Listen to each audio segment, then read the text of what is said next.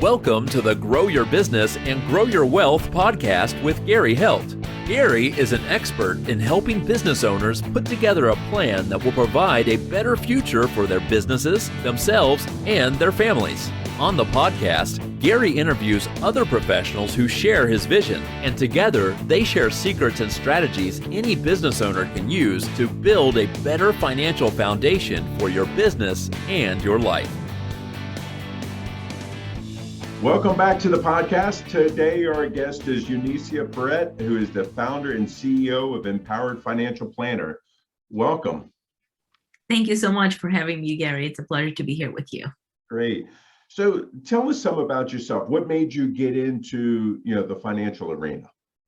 Well, it's a great question. There were multiple things that drove me to come, I would say, into the personal and small business area of the financial arena. In my entire career, I have always really been associated with the finance function or finance companies in some form or fashion. So either the industry or the operations from that standpoint. And it was a few years back that my husband and I sat down and really started looking at what was happening with our financial situation, with our financial health. And what we discovered was more of what we had already known. Throughout my career in corporate America, I was in strategy consulting. I was working long hours and had access to all sorts of experts. I had worked with a lot of financial experts or financial advisors, better to say. And what I found was happening was every single one of them was always sending me back with some homework. Well, why don't you go do this? Because I was working for public audit companies, some of the biggest in the world, really the biggest in the world, the best in the world too.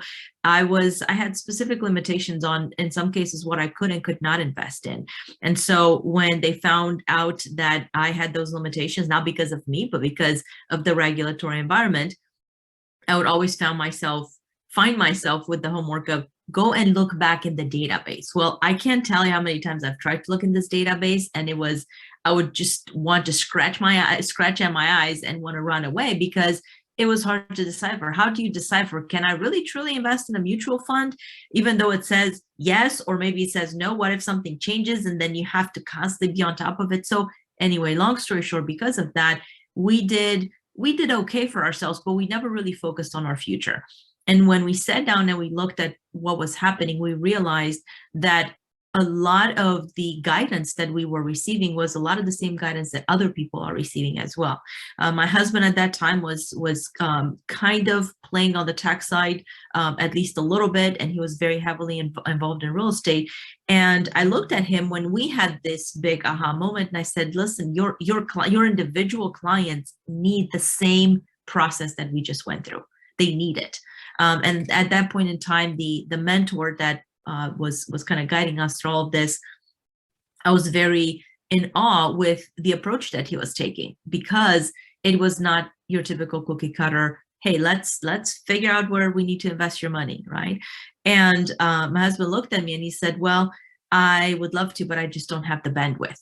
And at that point in time, this is the other part of what drove me here. I had to make some big decision as to what was I going to want to do when I grow up. Did I want to go up for partner and have that lifestyle, or did I want to take matters into my own hands and, because of all of the wealth of expertise that I had build my own business and leave something as a legacy to my children, and frankly have the freedom that I was desiring. I was tired of flying all over the country and all over the world just because that's where my clients were and it had to be done, right? And so my husband said, "Well, why don't you take some time and you build this thing, and then I'll take over. Once it's built, I take over, and you go do whatever it is that you want to do." So I said, "Okay, that sounds fun." Operating model was always in my wheelhouse. Loved taking companies apart and putting them back together. And so what happened was I started geeking out on this business, and I fell in love with it. I fell in love not necessarily with the concepts. I fell in love with seeing the big aha moments in my clients' eyes, and the tears in the eyes of so many that realized that they had missed the ball, but now they actually had a chance to make it better, because without a proper strategy, just having tactics in place is not good enough. And so that's a little bit about my story. It's pretty complex and very unorthodox, but that's kind of how I came to be and playing this world as more of a financial expert to individuals and small companies now. Right. So, now that you've gotten into this side and you're helping people, kind of, guide through the murky waters of investments and financing and things like that. What are some of the mistakes that you were seeing people make that you needed to help them correct? Oh gosh, there's so many, but one of the ones, and we talked about this just before going live, is the whole notion that people do not have, most people do not have a financial team on their side. And if they do, their financial team is kind of a pseudo financial team. It makes them feel good that I have all of these people in place, but nobody's talking to each other. And because of that, one of the big issues that translates into money lost is taxes, right? As you know it so well. Whether it's because we're dealing with high net worth, high income earners, as well as high net worth individuals, one of the things that happens with business owners, but also with W-2 individuals, is that they leave too much money to taxes. And I'm not a proponent of not paying taxes, farthest from it, but I also, having been there and not having had that guidance at the level that I needed it for my income level, I ended up leaving a ton of money and paying a ton of money in taxes, whereas a lot of much wealthier individuals than myself were paying so much less, even just percentage wise, right? And so when I realized that that's not something typical, that's typical in true financial advisory, that we've got to do something more. Those clients need something better. And so right, wrong, or indifferent, whether I wanted it or not, because at this point I was clearly no longer practicing strategy consulting, it brought me right back to my strategy consulting days. And the reason it did that is because it requires to be able to help and identify those issues and those blind spots, as I call them, for our clients. It requires the ability to think multifaceted. It requires the ability to see all of those gaps, to see all of those blind spots. And then furthermore, it requires the desire and the agility and the ability to be able to bring someone's financial team together. And that is, as one of my clients very kindly pointed it out, he said, Eunicia, what you do seems a lot like herding cats. True. Who wants to herd cats? Well, Right. It happens that some of us are really good at herding cats. And so that's one of the ways in which we're able to stop those leakages. And I kind of diverted from your question, but yes, taxes is one of the big areas. I think, the point that you're bringing up there too, though, is that's important is, you're helping advise somebody, you're trying to get the whole picture and helping them put the pieces to the puzzle together, because so many people think that, okay, you're picking my stocks for me and helping me make money, blah blah blah. But if you don't understand the full picture and what their debt load is and everything else that they have, you can't help them put together a good strategy of investing in just their financial health. And I think that that's something very important that people have to understand. Yes, very important. And you mentioned something that's very critical, right? Debt.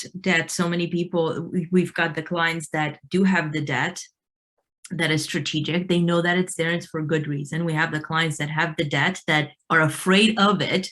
Right. And so the whole idea is, then how do we convert it? It's still there. It needs to go away, sure. But how much of it is good debt, bad debt? Well, how do we focus on it? And I'm not a debt expert, but really understanding how do we structure that and how do we think about what is good, what is bad, is one of the biggest things that individuals don't go through. And then there are also the individuals that have accumulated a lot of money in their lifetime and have zero debt. They have zero, their houses are not even mortgaged any longer, but they're wondering why they aren't getting the tax advantages. And so the conversation is multifaceted because of those different permutations and the different things that can come up even around something as simple or as complex as debt can be. Yeah, I think that again, it's like, I guess it's going to be the holistic approach to doing this. And I think that it's really important, that people get these trusted advisors, and they need to bear their soul to us, for us truly to be able to help them, and don't, compartmentalize everything, because it's important that your financial team kind of understands everything, and we're all able to work together, because there may be things that I see that you may not see, that's coming down the road. And I think that that's important for everybody to be forward looking, and not just, okay, today, what's going on today. And I think lots of times our jobs are to talk people off the cliff. It's like, okay, the market had a slight tweak this morning and everybody's blowing up your phone. And it's just like, hang on. Hang on. We put together a plan for a reason. I think, Gary, if we were to look at that, a big part, and I'm sure that if we were to look at who those people are, is the individuals that frankly don't have a plan. Right. And when we say plan, I oftentimes my clients will say, well, I think I have a plan. I want to retire at such and such age. Well, that's wonderful. But let's think about what is important to you. What are some of the things that are important to you? Because even when it comes to the types of things or the types of vehicles that their money's sitting in, or the types of investments, it can be non-traditional investments. It can be things such as real estate, right? If people don't align, if where their money is not aligned to how they relate to life and what makes them happy and what makes them peaceful and what gives them joy, what's going to end up happening is they're going to be miserable, and they're going to be miserable for a good reason. So alongside this plan, the plan needs to be there, but it needs to be aligned to how they feel comfortable. Because if those two, what I found is that if those two are in alignment, you're not going to get calls. Nobody's going to get calls, because the client will know, hey, market goes up and down. I've made the choice to be in that environment. Or maybe I can, like myself, I am very risk adverse. I feel like gambling with my money. When I see it going up and down, I prefer to just not look at it. Just not look at it, and maybe ignorance is bliss. Right? But that's me personally. And I had to come to grasp and understand where it is that I like to play and I don't. And other individuals, once they realize that as well, of course, with good help and good guidance and good strategy, then they end up being able to actually enjoy life, and not, especially with all the craziness that people have been going through and everybody has been going through the last couple of years. How nice would it have been to know that at least the financial component wasn't a big stressor? Right. I mean, obviously, we've definitely had, in the past 2 years have had some up and down, but for the most part, we've had way more ups than we've had downs.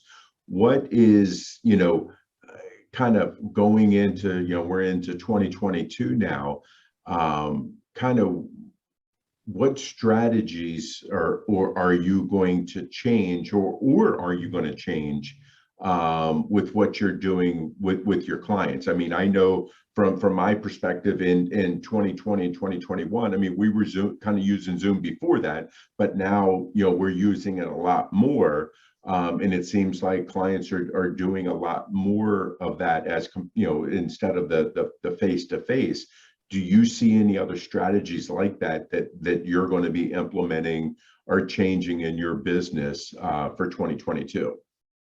I love the fact that you brought up Zoom as an example.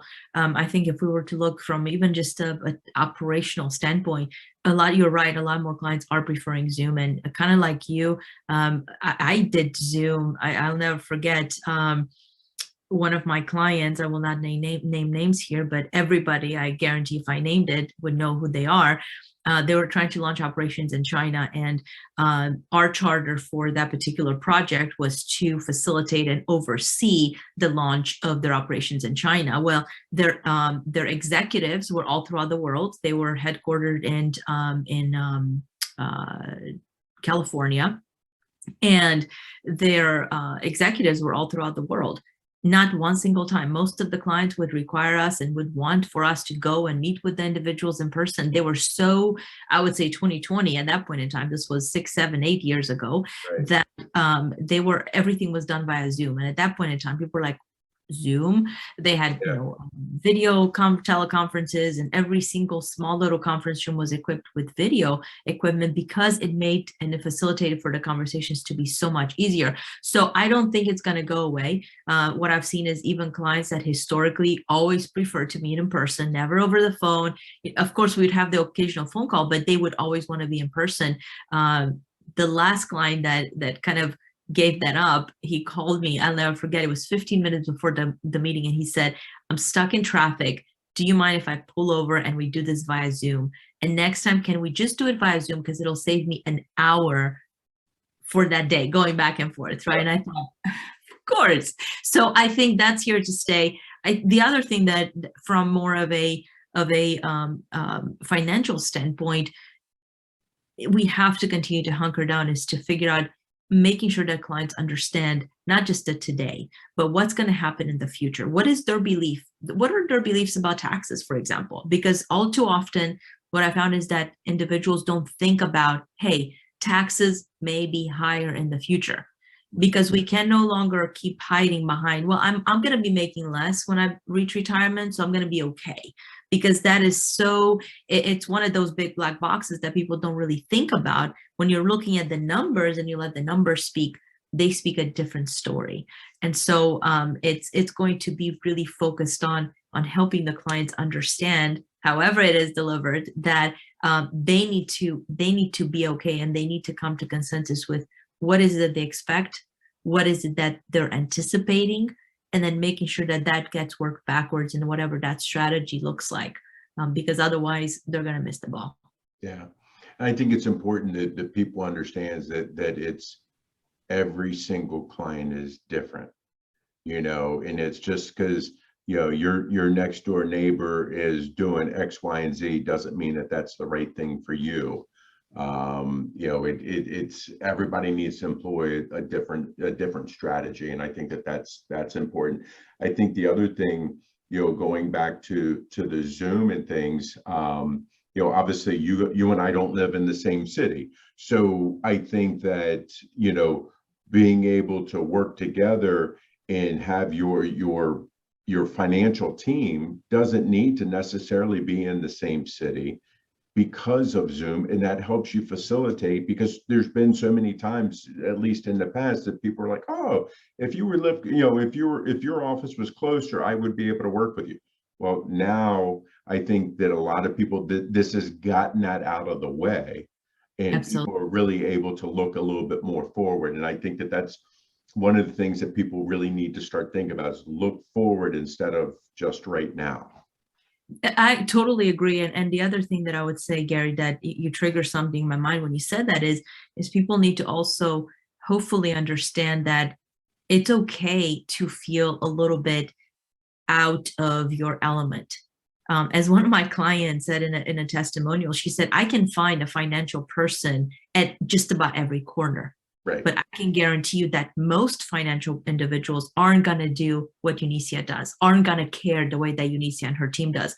And so my guidance to clients is, when you're evaluating, whether it be your CPA, your financial person, your attorney, or whomever it is that they are, right?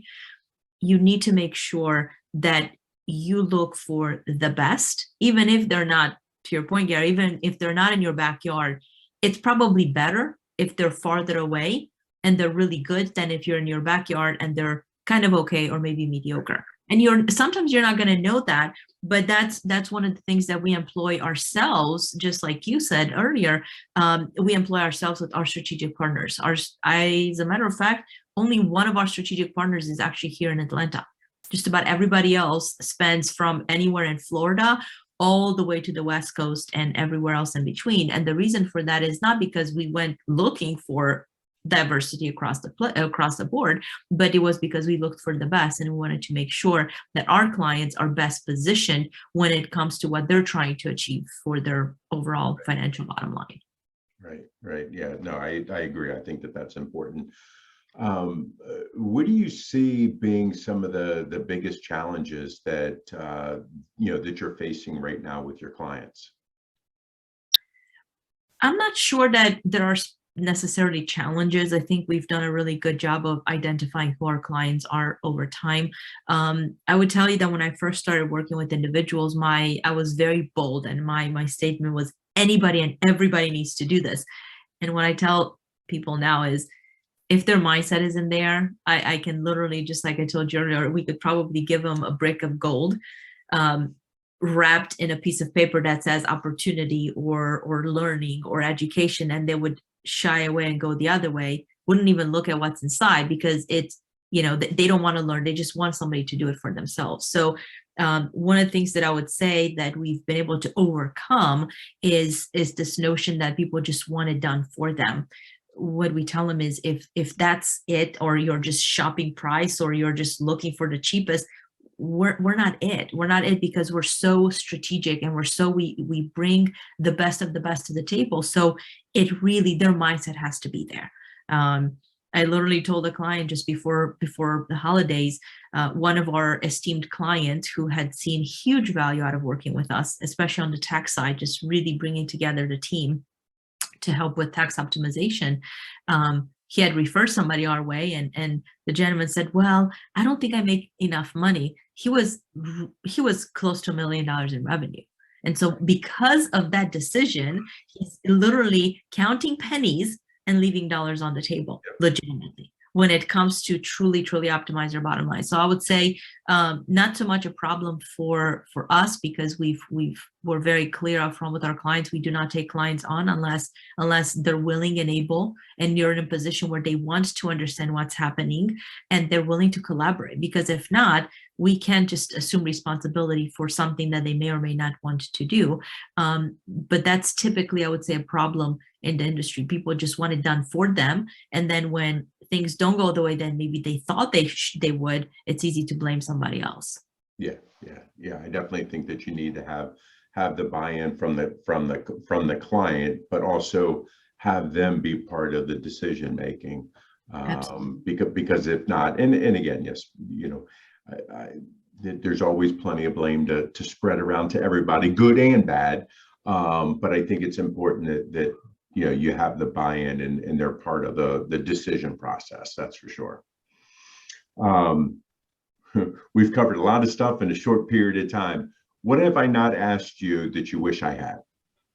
I don't know that there is a specific question that you didn't ask. I guess one of the questions that I oftentimes get is, when I talk about the financial team, oftentimes people will be like, well, what do you mean by financial team, and how should they be talking together? Those are things that I know we both kind of stand for very strongly. And I'll use that as the typical question that I get that it didn't get here, to let our listeners know that if you have a financial team, make sure that they're talking, and make sure that they're talking about what's best for your bottom line. How do you know that they are or aren't, or that is happening or not? You will know. And if you have the ABGBs at all that may not be happening, get some help. Get somebody, talk to someone. They may be the right people on the bus. They may not. If you don't have a financial team, absolutely make sure that regardless of where you are, even if you're earning $100,000, or maybe even less, chances are, if you don't have someone looking at your taxes for you, if you don't have someone helping you with that tax planning, someone helping you with what's happening with your money, someone helping you with, hey, should you be thinking about, what's going to happen if the worst is going to happen, because none of us are getting out of here alive.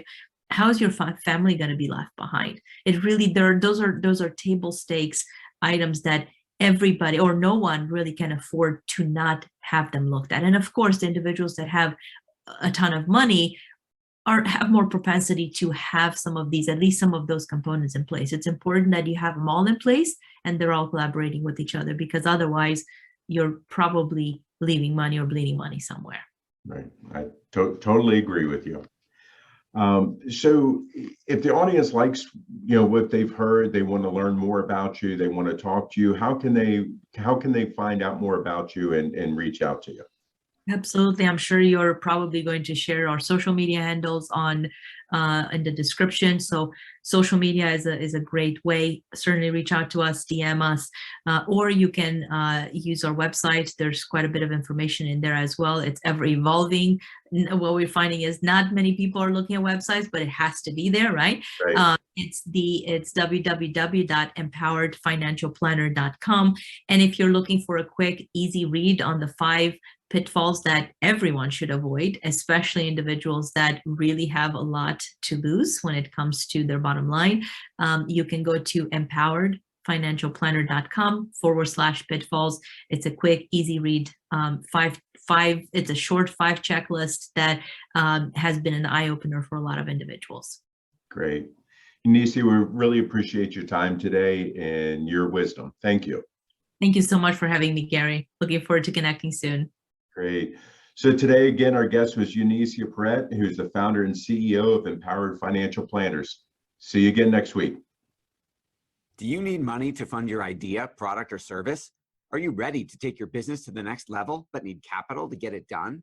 Kevin Harrington has heard more than 50,000 pitches and knows how to help you make the perfect pitch to get the funding for your entrepreneurial dream. He's distilled the process down in his perfect pitch cheat sheet, and it's yours for free. Just text PITCH to him right now at 727-888-2100. Text PITCH to 727-888-2100 right now and claim your free perfect pitch cheat sheet. Text PITCH to 727-888-2100 to start funding your dream today. This show has been produced by Market Domination, LLC. To discover how you can have your own show completely done for you and turn it into a real published book and become the authority in your marketplace, go to www.marketdominationllc.com/podcast offer.